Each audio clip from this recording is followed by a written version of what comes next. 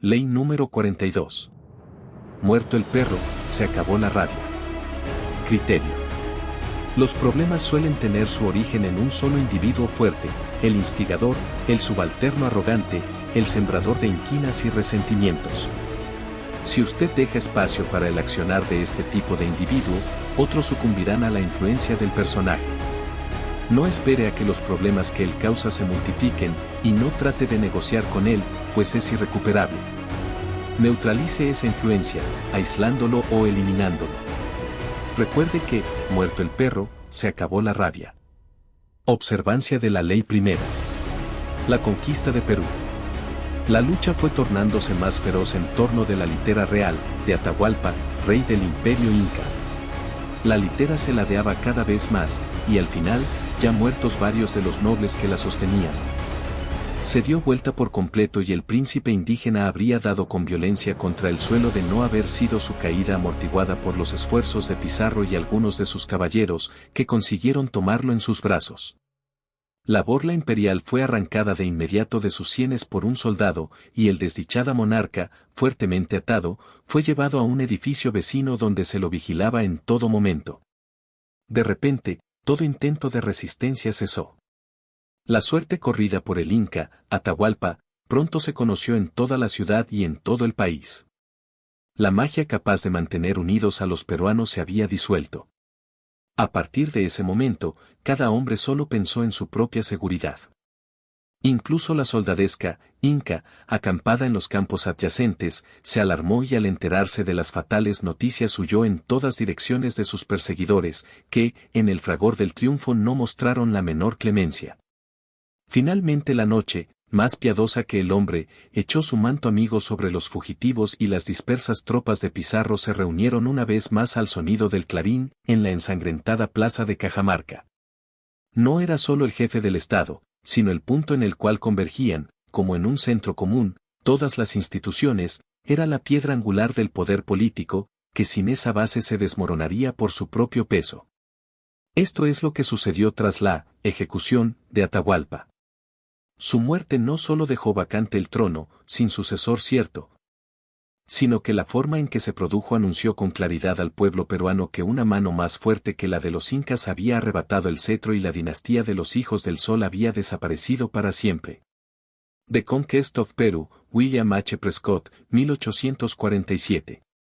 Hacia el final del siglo VI a.C., la ciudad-estado de Atenas destituyó a la serie de mezquinos tiranos que dominaban la política local desde hacía décadas. En su lugar establecieron una democracia que habría de perdurar por más de un siglo, una democracia que se convirtió en la mente de su poder y en su más importante logro. Pero, a medida que la democracia evolucionaba, también lo hacía un problema que los atenienses nunca habían debido enfrentar hasta ese momento.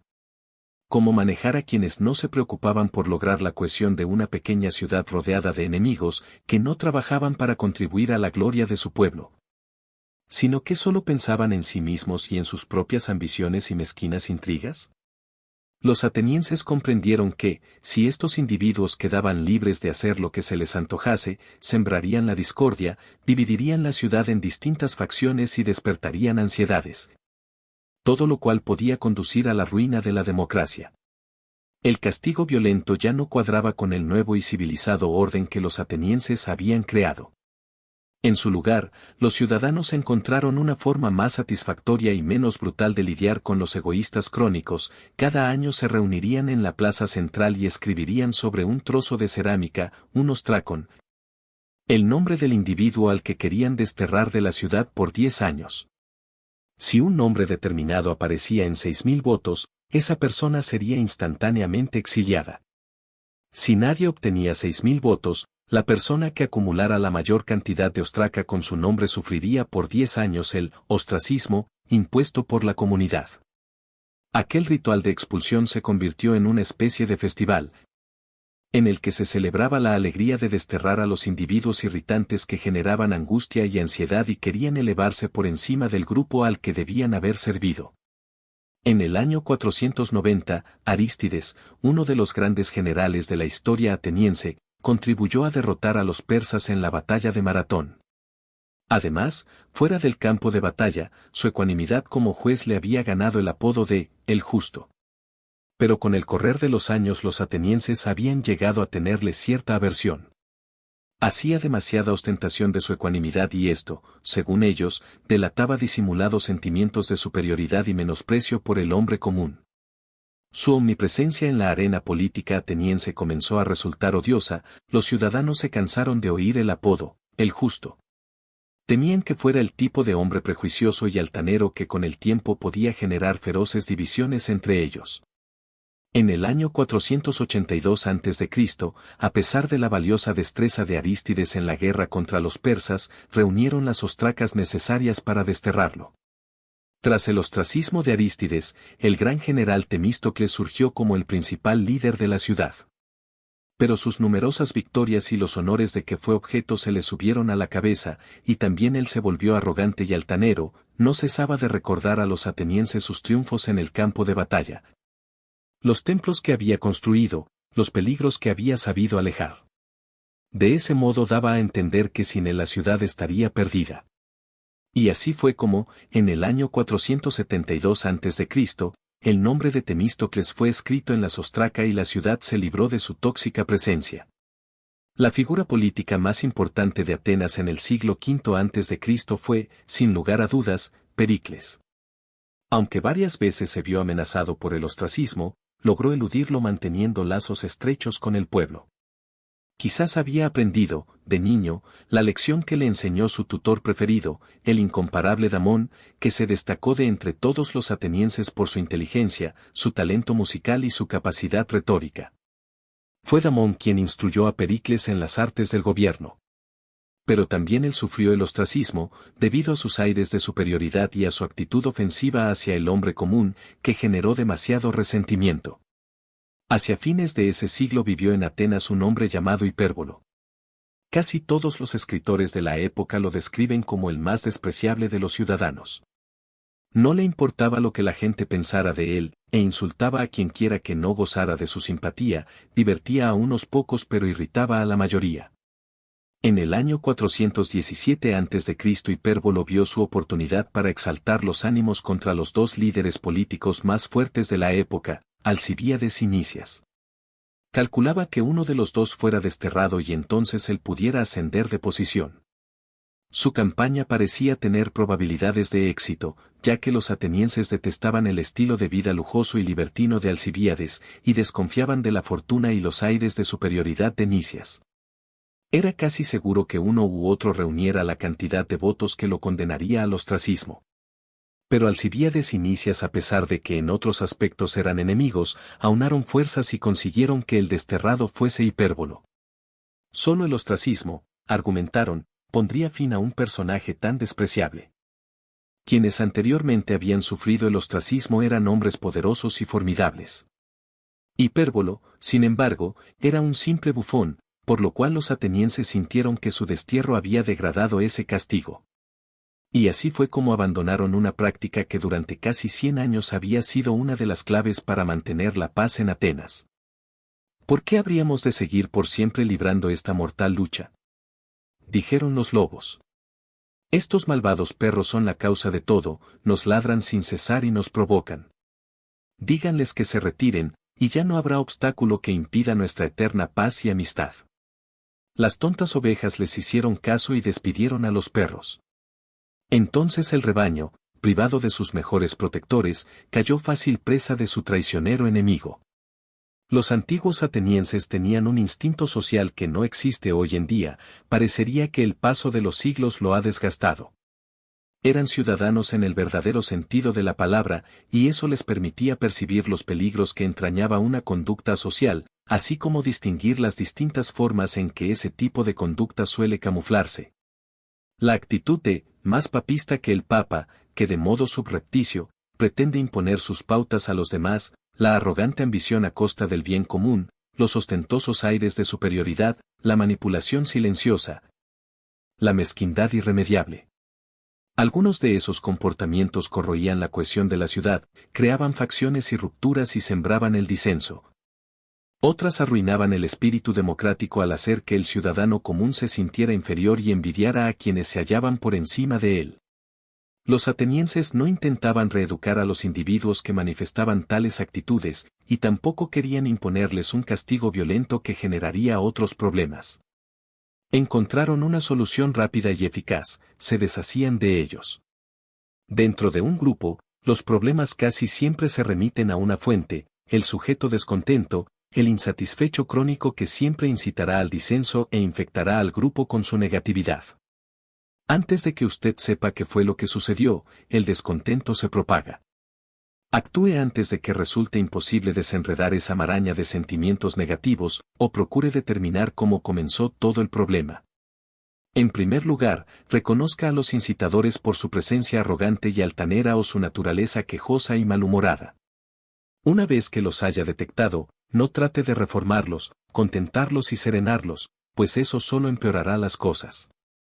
No los ataque, ni directa ni indirectamente, porque son de naturaleza tóxica y ponzoñosa, y harán un trabajo subrepticio para destruirlo. Haga como los atenienses: destiérrelos antes de que sea demasiado tarde. Sepárelos del grupo antes de que se conviertan en el ojo de la tormenta. No les dé tiempo de generar tensiones y sembrar descontento. No les dé espacio para maniobrar. Deje que una persona sufra para que el resto pueda vivir en paz. Cuando un árbol se cae, los monos se dispersan. Proverbio chino. Los conciudadanos de Temístocles llegaron a un punto en que los celos los llevaban a prestar oídos a cualquier calumnia vertida sobre él, y por lo tanto, él se vio obligado a recordar a la asamblea todos sus logros. Hasta que no pudieran tolerarlo más tiempo.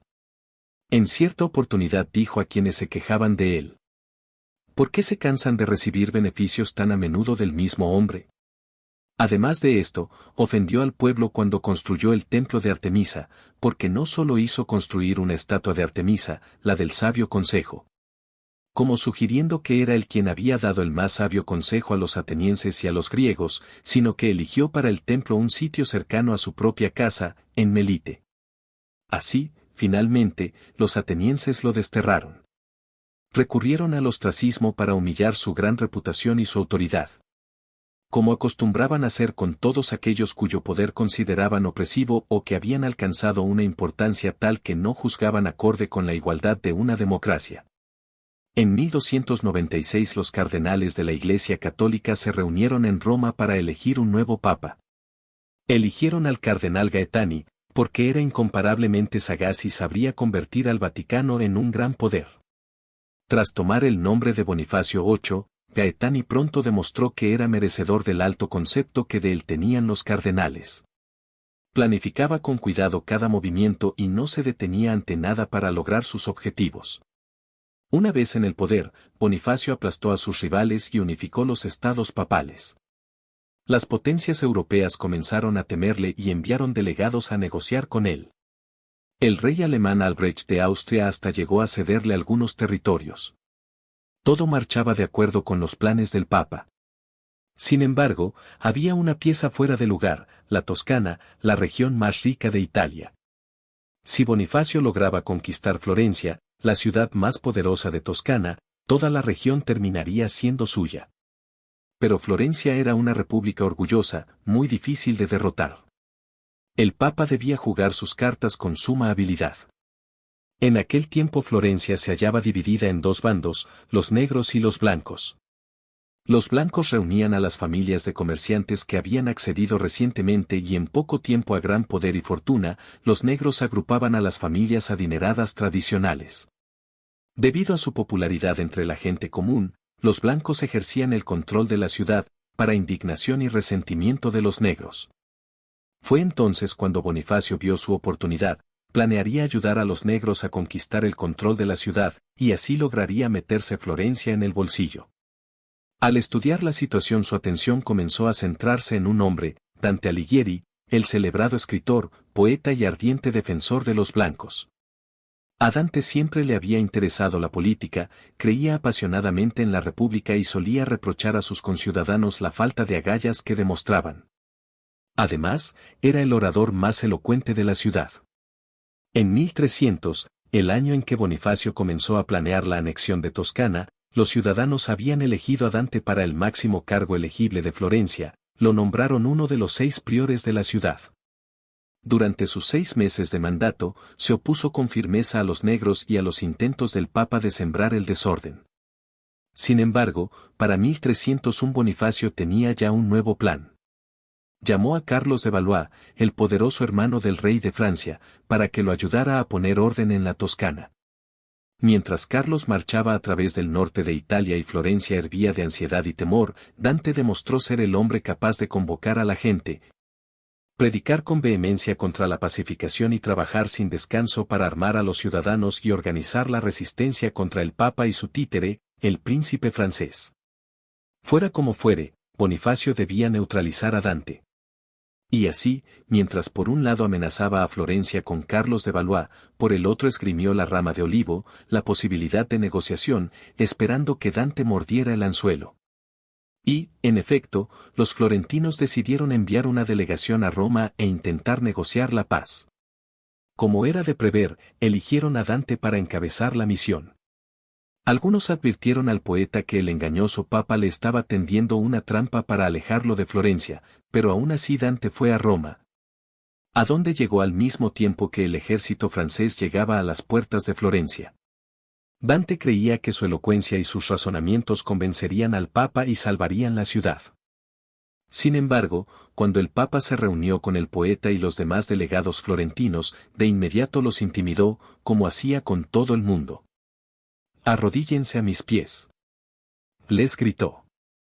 «Sométense a mí. En toda verdad les digo que no albergo en mi corazón otro deseo que el de fomentar la paz de ustedes». Subyugados por tan poderosa presencia, los florentinos escucharon al Papa, que les prometió cuidar de sus intereses. Luego les recomendó que regresaran a su ciudad y que dejaran a uno de sus miembros en el Vaticano para continuar las conversaciones. Bonifacio eligió al hombre que debía quedarse, Dante.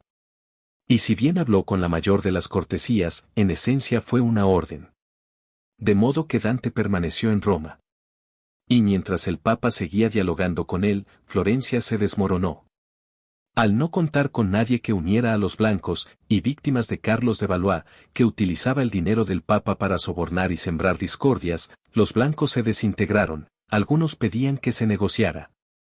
Otros cambiaban de bando. Ante el enemigo dividido e inseguro, los negros los destruyeron al cabo de pocas semanas. Una vez que los negros reafirmaron su poder, el Papa permitió al fin que Dante se marchara de Roma. Los negros ordenaron a Dante que regresara a Florencia, para juzgarlo por traición.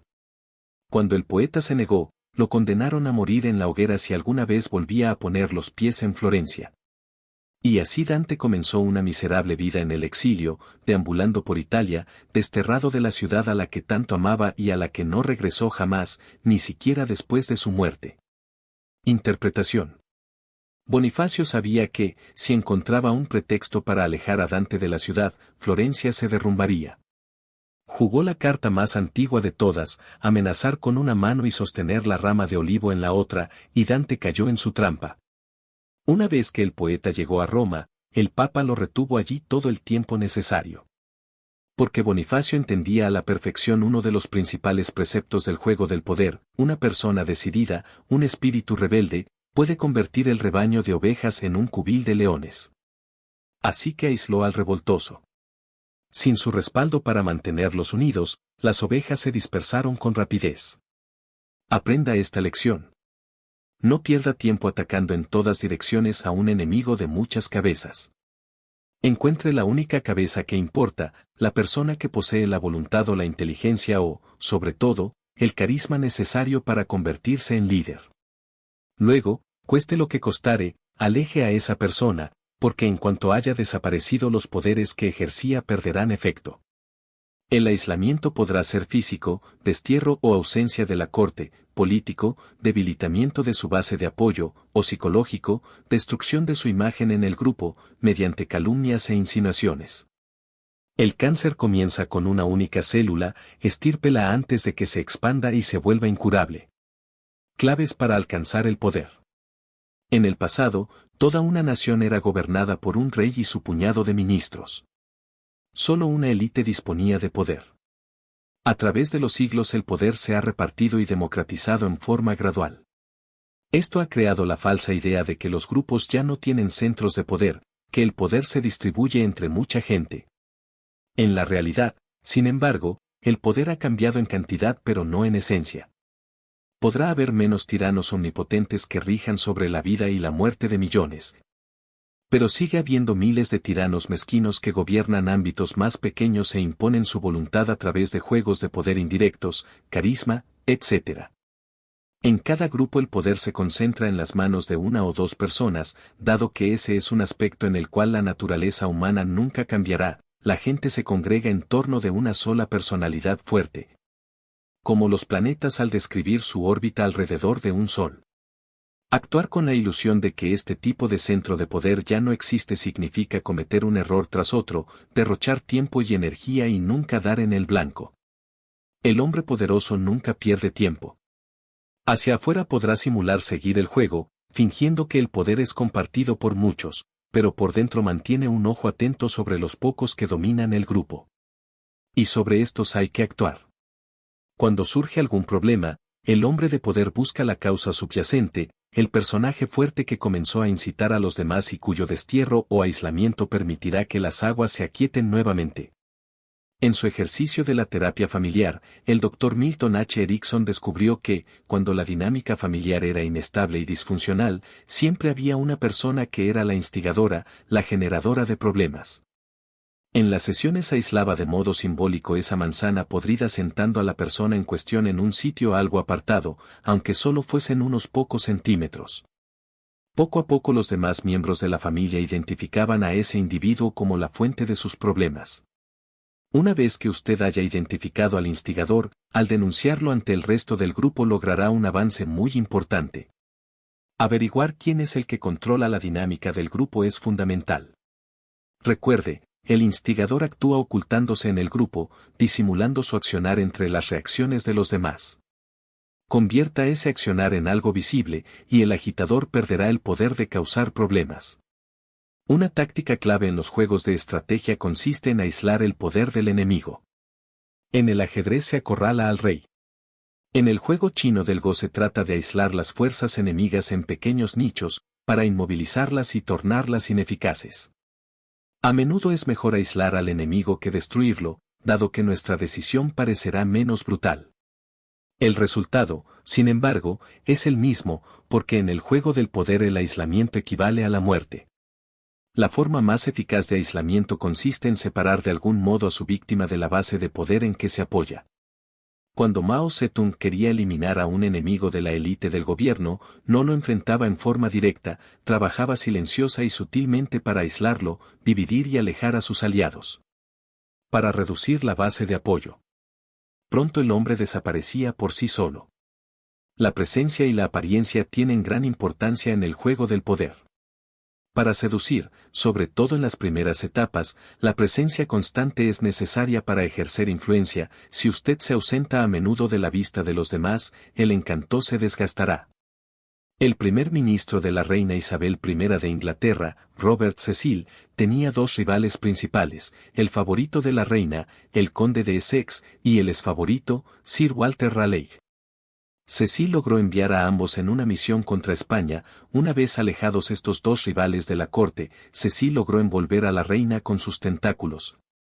Asegurar su posición como asesor principal de la corona y debilitar el afecto de la soberana por Raleigh y el conde. Aquí, la lección es doble. En primer lugar, la ausencia de la corte puede resultar peligrosa, nunca se debe salir de escena en tiempos de conmociones y turbulencias. Pues la ausencia puede simbolizar y provocar una pérdida de poder. En segundo lugar, tentar a los enemigos para que se alejen de la corte en el momento crítico es una estrategia grandiosa. El aislamiento tiene otros usos estratégicos. Cuando se intenta seducir a alguien, a menudo es aconsejable aislarlo de su contexto social habitual. Una vez aislado, se vuelve vulnerable a nuestra influencia. De forma similar, los grandes estafadores buscan la manera de aislar a sus víctimas del entorno social en que suelen moverse, para llevarlas a un ambiente en el cual ya no se sientan cómodas.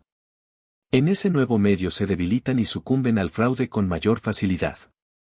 El aislamiento puede, entonces, resultar una forma poderosa de poner a la gente bajo nuestro influjo para seducirla o embaucarla. A menudo encontrará a poderosos que se han apartado solos del grupo. Quizás el poder se les ha subido a la cabeza y se consideran superiores, quizás han perdido la capacidad de comunicarse con la gente común. Recuerde, esto los torna vulnerables. Por muy poderosos que sean, estos individuos pueden ser utilizados. El monje Rasputín ganó su poder sobre el zar Nicolás y la zarina Alejandra de Rusia gracias al tremendo aislamiento en que vivían. Sobre todo Alejandra que, al ser extranjera, se encontraba aún más apartada del común del pueblo ruso. Rasputín utilizó sus orígenes campesinos para congraciarse con ella, ya que la zarina deseaba con desesperación comunicarse con sus súbditos. Una vez que hubo ganado los círculos íntimos de la corte, Rasputín se volvió indispensable y logró gran poder. Apuntó directamente a la figura más poderosa de Rusia, la zarina dominaba a su esposo, y comprobó que no tenía necesidad de aislarla, porque ese trabajo ya estaba hecho. La estrategia de Rasputín podrá darle gran poder, busque siempre a la persona que ocupa altas posiciones pero que a la vez se encuentra aislada de su entorno. Caerá en su regazo como fruta madura, será fácil de seducir y lo catapultará a usted hacia el poder. Una última razón para matar al perro rabioso, ya no habrá quien pueda contagiar la enfermedad. Cuando Hernán Cortés y Francisco Pizarro condujeron sus escasas fuerzas contra los imperios azteca e inca, no cometieron el error de luchar en diversos frentes ni se dejaron intimidar por el número de fuerzas armadas de sus adversarios. Capturaron a los reyes, Moctezuma y Atahualpa, y los vastos imperios cayeron en manos de los españoles. Desaparecidos los líderes, desaparece también el centro de gravedad, no hay nada en torno de lo cual girar, y todo se desmorona. Apunte al líder, hágalo caer y aproveche las infinitas oportunidades que se le presentarán en medio de la confusión. Un rebaño de ovejas. No pierda su precioso tiempo tratando de robar una o dos ovejas. No arriesgue su vida y su integridad física atacando al perro que cuida el rebaño. Apunte al pastor. Aléjelo del rebaño, y los perros lo seguirán. Derrótelo y el rebaño se dispersará. Y usted podrá recoger las ovejas una por una. Si elige un arco, elija el más fuerte. Si usa una flecha, use la más larga. Para matar de un tiro a un jinete, dispare primero contra el caballo. Para atrapar una banda de asaltantes, capture primero al líder. Así como un país tiene sus fronteras, la matanza de hombres tiene sus límites. Si el ataque del enemigo puede ser detenido, derribando al líder, ¿por qué causar más muertos y heridos de lo necesario? Tu Fu, poeta chino de la dinastía Tang, siglo VII. Cualquier daño que usted haga a un hombre debiera ser infligido de modo tal que usted no tenga por qué temer su venganza, escribió Maquiavelo. Si usted actúa para aislar a su enemigo, asegúrese de que carezca de los medios para devolverle el favor. Es decir, si usted aplica esta ley, aplíquela a partir de una posición de superioridad, a fin de que no tenga nada que temer del resentimiento de los demás. Andrew Johnson, el sucesor de Abraham Lincoln como presidente de los Estados Unidos, consideraba a Ulysses S. Grant como un miembro incómodo y buscapleitos de su gobierno. De modo que lo aisló, para forzarlo a irse. Esto enfureció al poderoso general, que respondió formando un grupo de apoyo en el Partido Republicano y postulándose para la presidencia.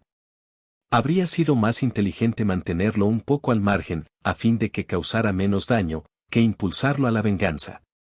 De la misma manera, a menudo podrá encontrarse con que es mejor mantener a una persona a su lado, donde usted pueda vigilarla, que crearse un furioso enemigo. Si lo tiene cerca, podrá ir socavándole lentamente la base, de modo que, cuando llegue el momento, bastará con moverla un poco para que se desmorone por completo.